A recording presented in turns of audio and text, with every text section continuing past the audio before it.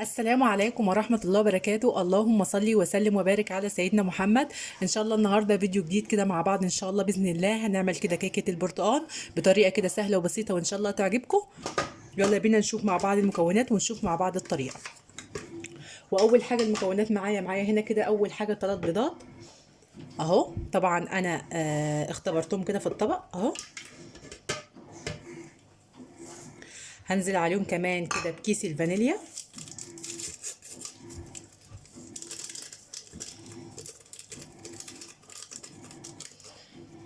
هنزل عليهم كده بمج من الزيت اهو.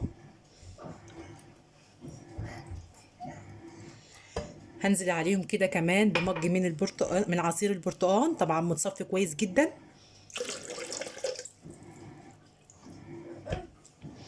معايا هنا كده مج برضو كده من السكر. كل المكونات دي بقى اللي نزلتها كده هضربها في الخلاط. طبعا انت عايزه لو تضيفي بشر برتقان اللي هو البشر بتاعه ضيفيه، بس عشان اهل بيتي هنا ما بيحبوش فانا مش بضيفه على كيكه البرتقان. لو هتضيفيه يبقى اكيد تبشريه، ما تخليش فيه ريحه الغلاف الابيض ده بتاعه البرتقان، ما تخليهاش فيه خالص. انت عايزه البشر اللي بره بس. نضرب بقى كل المكونات دي مع بعضها ونرجع مع بعض تاني. دلوقتي بقى ضربت الخليط اهو زي ما انتم شايفين كده في الخلاط.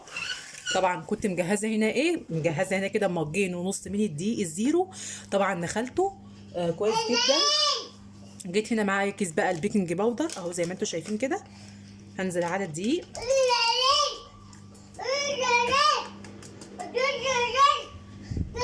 معايا كمان هنا كده ذره بسيطه جدا كده من الملح اهو.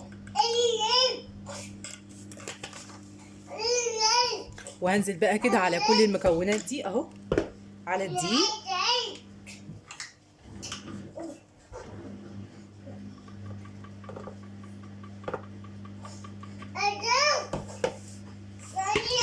وهقلب بقى كده من مضرب اهو. طبعا مجين ونص دقيق على الصينيه الوسط اهو.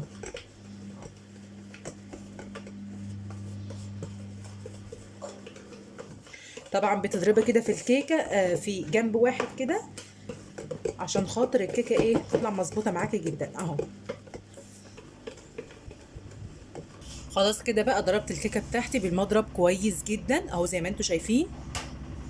دلوقتي بقى وانا كده بجهز في الكيكه. طبعا كنت حاطه كده بسخن الفرن اولا وحاطه في الصينيه دي اللي انا هحط فيها الكيكه عشان خاطر برده تسخن معايا. ودلوقتي حطيت فيها حبه كده بسيطه من الزيت وهدهن بقى الصينيه كلها.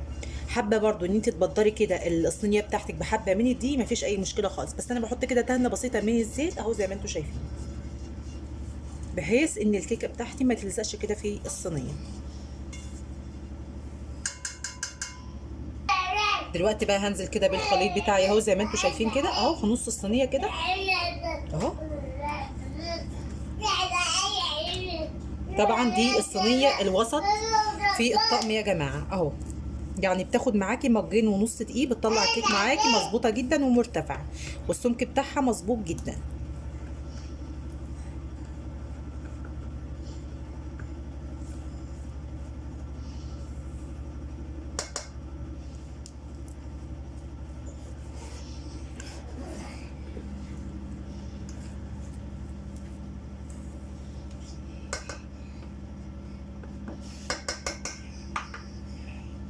خلاص كده بقى نزلت الخليط. هبدأ بقى اخبط كده الصينيه خبطتين كده بحيث لو فيها اي فراغات تخرج او اي هواء يخرج خالص من الصينيه اهو زي ما انتم شايفين.